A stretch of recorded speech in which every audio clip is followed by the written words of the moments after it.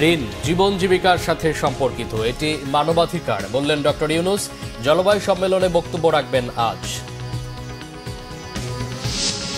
বিতর্কিতদের উপদেষ্টা না করতে অন্তর্বর্তী সরকারকে সতর্ক থাকার পরামর্শ মির্জা ফখরুলের।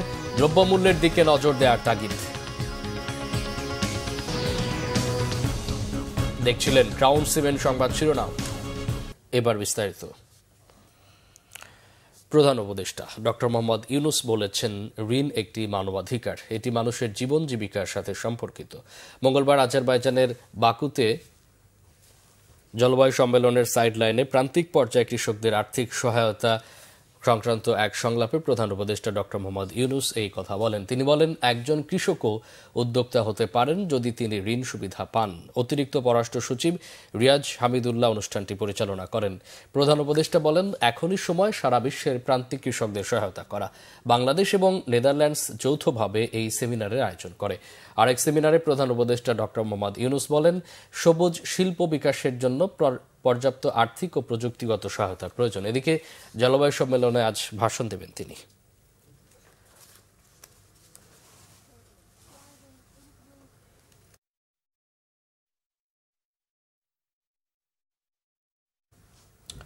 বিতর্কিত কোনো ব্যক্তি যাতে উপদেষ্টা হিসেবে নিয়োগ না পায় সে বিষয়ে অন্তর্বর্তী সরকারকে সতর্ক থাকার আহ্বান জানিয়েছেন বিএনপি মহাসচিব মির্জা ফখরুল ইসলাম আলমগীর। মঙ্গলবার লালমনিরহাটের বড়বাড়ি শহীদ আবুল কাশেম মহাবিদ্যালয় মাঠে শহীদ জিয়া স্মৃতি ফুটবল টুর্নামেন্টের উদ্বোধন অনুষ্ঠানে বিএনপি মহাসচিব এই কথা বলেন। মির্জা ফখরুল বলেন, অন্তর্বর্তীকালীন সরকার যেন সংস্কারের বিষয়গুলো শেষ করতে পারে সে ব্যাপারে সহনশীলতা দেখাতে হবে। সব সমস্যার জন্য রাজপথে না গিয়ে আলোচনার মাধ্যমে সমাধান করতে হবে। দ্রুত সংস্কার শেষ করে নির্বাচনের তাগিদ দিয়ে তিনি বলেন, নির্বাচনই গণতন্ত্র পুনরুদ্ধারের একমাত্র পথ।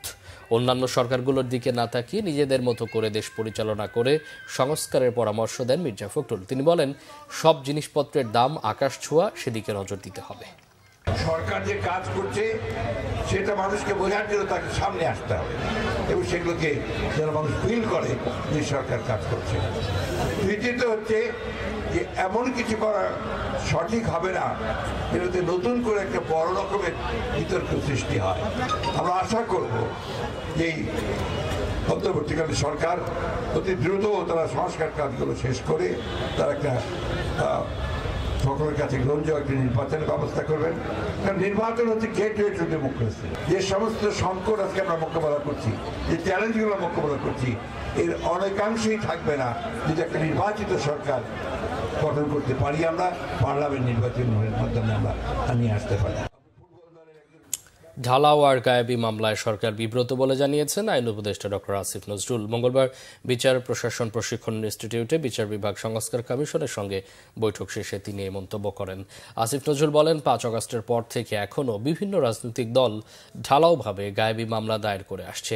এই সংকট মোকাবেলায় করণীয় প্রসঙ্গে বিচার বিভাগ সংস্কার কমিশনের অংশীজনদের কাছে পরামর্শ চাওয়া হয়েছে। জানান, বিচার নিয়োগ প্রক্রিয়াকে যুগোপযোগী করতে কাজ চলছে। 2008 সালে বিচারপতি নিয়োগে আইন প্রণয়নের উদ্যোগ নেওয়া হলেও ফ্যাসিস্ট আওয়ামী লীগ সরকারের আমলে তা বাতিল করা হয় বলে মন্তব্য করেন তিনি। বিচার বিভাগ সংস্কার কমিশনের কাজের প্রশংসা করে আইন উপদেষ্টা বলেন, অনেক সীমাবদ্ধতার মধ্যেও কমিশন যেভাবে কাজ করছে তাতে সরকার আশাবাদী। এ সময় দ্রুতই কমিশনের পক্ষ থেকে অন্তর্বর্তী সরকারকে একটি খসড়া প্রস্তাবনা দেওয়ার কথা জানান কমিশনের সদস্য, সাবেক জেলা ও দায়রা জজ এবং হাইকোর্ট বিচার বিভাগের বিচারপতি ফরিদ আহমেদ শিবলি। সেটা আমরা একটা আইনের মাধ্যমে করতে চাচ্ছি। বিগত ফ্যাসিস্ট সরকারের আমলে গায়েবী মামলা হতো, সরকারের পক্ষ থেকে গায়েবী মামলা দিত। আর এখন আমরা সরকারের পক্ষ থেকে কোনো মামলাটা আমরা দিচ্ছি না। সাধারণ লোকজন, ভুক্তভোগী লোকজন, রাজনৈতিক প্রতিপক্ষ তারা অন্যদের ব্যাপারে ঢালাও মামলা দিচ্ছে। তথ্য উপদেষ্টা নাহিদ ইসলাম বলেছেন, গত 3 মাসে গণমাধ্যম অবাধ, মুক্ত ও স্বাধীনভাবে সংবাদ পরিবেশন করতে পারছে, কেউ বাধা সৃষ্টি করেনি, যা গত 15 বছরে ছিল না। এই অবস্থা যাতে অব্যাহত থাকে সেজন্য গণমাধ্যম সংস্কার কমিশন কাজ করবে। সেখানে সবার মতামত নেওয়া হবে। মঙ্গলবার বিকেলে টেলিভিশন মালিক, সম্পাদক ও প্রতিনিধিদের সাথে সচিবালয়ে বৈঠক শেষে তিনি মন্তব্য করেন। বলেন, বাংলাদেশ ও অন্তর্বর্তী সরকারকে নিয়ে এখন অপপ্রচার ও গুজব ছড়ানো হচ্ছে। সঠিক তথ্য তুলে ধরে গণমাধ্যম গুজব প্রতিরোধে কাজ করবে এমন আহ্বান জানানো হয়েছে। জানান, মুক্ত গণমাধ্যম নিশ্চিতে কাজ করছে সরকার। সাইবার সিকিউরিটি আইন বাতিলের মতো অন্যান্য ফ্যাসিস্ট আইন সংশোধন হবে গণমাধ্যম সংস্কার আইনে। সাংবাদিকদের বেতন যথাসময়ে প্রদানে মালিকপক্ষকে আহ্বান জানিয়েছে মন্ত্রণালয়। বিভিন্ন গণমাধ্যমের সাংবাদিকদের অ্যাক্রিডিটেশন কার্ড বাতিল প্রসঙ্গে উপদেষ্টা নাহিদ ইসলাম বলেন, যাচাই বাছাইয়ে ভুল ত্রুটি হয়ে থাকলে তা পুনর্বিবেচনা করা হবে। পে চ্যানেল, টিআরপি এবং বঙ্গবন্ধু স্যাটেলাইটের চার্জ সহ বিভিন্ন দাবি পরবর্তীতে যৌক্তিকভাবে বিবেচনার আশ্বাস দেন তিনি। অন্তর্বর্তীকালীন সরকারের পরেও যে কোনো সরকার আসলে যাতে আমরা এই গণমাধ্যমের স্বাধীনতা বা এই ধরনের একটা পরিস্থিতি আমরা যাতে নিশ্চিত করতে পারি, কেউ যাতে বাধা প্রদান করতে না পারে সরকারের জায়গা থেকে, তো সেটার জন্য গণমাধ্যম সংস্কার কমিশন কাজ করবে। গণমাধ্যম সংস্কার কমিশন মূলত বিভিন্ন পক্ষের সমন্বয়েই গঠিত এবং বিভিন্ন পক্ষের সুপারিশ ক্রমেই কিন্তু আসলে এখানে একটি রূপরেখা তৈরি করবে আন্তর্জাতিক মিডিয়াতে, এবং আমরা দেখেছি আমাদের পার্শ্ববর্তী দেশেরও বিভিন্ন মিডিয়াতে এ ধরনের অপপ্রচার চালানো হচ্ছে। এই অপপ্রচার কিন্তু শুধু সরকারের বিরুদ্ধে নেই, বরং বাংলাদেশের বিরুদ্ধে। তাই এই অপপ্রচারকে কাউন্টার দেওয়ার জন্য বাংলাদেশকে নিয়ে যেই অপপ্রচার হচ্ছে এবং প্রকৃত সত্য ওটাকে তুলে ধরার জন্য আমাদের কিন্তু সরকার সহ গণমাধ্যমের সংশ্লিষ্ট সকলকে ঐক্যবদ্ধভাবে আসলে কাজ করতে হবে। চট্টগ্রামের ১৬ শহরের কর্ণফুলী কাঁচা বাজারে 4টি দোকান আগুনে ভস্মীভূত হয়েছে, তবে অগ্নিকাণ্ডে কেউ হতাহত হয়নি। গতকাল রাত 11:30টার দিকে কর্ণফুলী মার্কেটের কাঁচা বাজারে আগুন লাগে। ফায়ার সার্ভিসের 2টি ইউনিটের প্রায় 45 মিনিটের চেষ্টায় আগুন নিয়ন্ত্রণে আসে। বৈদ্যুতিক শর্ট সার্কিট থেকে আগুনের সূত্রপাত বলে প্রাথমিক ধারণা ফায়ার সার্ভিসের। আগুনে 4টি দোকান পুড়ে গেছে। অগ্নিকাণ্ডে ক্ষয়ক্ষতির পরিমাণ খতিয়ে দেখা হচ্ছে। নারায়ণগঞ্জের রূপগঞ্জের তারাবো পৌর ভূমি অফিস যেন ঘুষের হাট। নিয়ন্ত্রণ করেন ওমেদার রায়। এক ভূমি অফিসে 3 জন নায়েব। তাদের মধ্যে দেখা করতে গেলে ওমেদারদের টিকিট লাগে। কাজের ধরন ও জমির পরিমাণ অনুযায়ী ঘুষের হার নির্ধারণ করেন ভূমি অফিসের কর্মকর্তারা। ভুক্তভোগীদের অভিযোগ, নামজারির অলিখিত খরচ 2 লাখ টাকা পর্যন্ত। ভূমি অফিসকে দালাল মুক্ত রাখতে নানা উদ্যোগ নেওয়া হলেও কোনো কাজে আসছে না। রূপগঞ্জ প্রতিনিধি খলিল শিকদারের পাঠানো তথ্য ছবিতে ডেস্ক রিপোর্ট। নারায়ণগঞ্জের রূপগঞ্জ উপজেলার তারাবো পৌর ভূমি অফিসে ঘুষ ছাড়া মেলে না নামজারি, চেক দাখিলা সহ কোনো ধরনের ভূমি সেবা। অনলাইনের মাধ্যমে আবেদন করলেও নায়েবদের স্বাক্ষর পেতে জমি মালিককে গুনতে হয় 10,000 থেকে লাখ টাকা। অনৈতিক কাজের সহযোগিতা করেন ওমেদাররা। এক ভুক্তভোগীর অভিযোগ, প্রতিপক্ষের কাছ থেকে ঘুষ নিয়ে পৈতৃক সম্পত্তির নামজারি আটকে দেন নায়েব। আমাকে বলা হয়েছে যে 16-17 বছর যেহেতু আমি খারিজটা পাচ্ছি না, আর এটার জন্য আমি আমার একটা অস্তিত্ব টিকে রাখতে পারতেছি না, সেটা করবে, এখানে লেনদেন করতে হবে। সেই লেনদেনের বিনিময়ে আমি এই খারিজটা নিয়েছি। সরাসরি নায়েবের সাথে আমার লেনদেন হয়েছে। এবং এই যে স্যার আমি কথা বলি, ব্যাংকের লোন দিয়ে একটা জমি কিনছি। জমি আমি যখন খারিজ করতে গেছি, ভূমি অফিসের লোকজন আমার কাছে বলছে 10 লাখ টাকা দিতে পারবেন। আমি বলছি আমার কাছে টাকা নেই, আমি গরিব মানুষ কই থেকে দিব।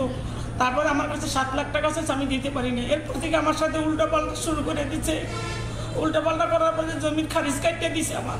এদিকে প্রেষণের নামে নারায়ণগঞ্জের অন্য একটি অঞ্চলের ইউনিয়ন ভূমি সহকারী কর্মকর্তা রোকেয়া আক্তার 1 বছর ধরে কাজ করছেন তারাবো পৌর ভূমি অফিসেই।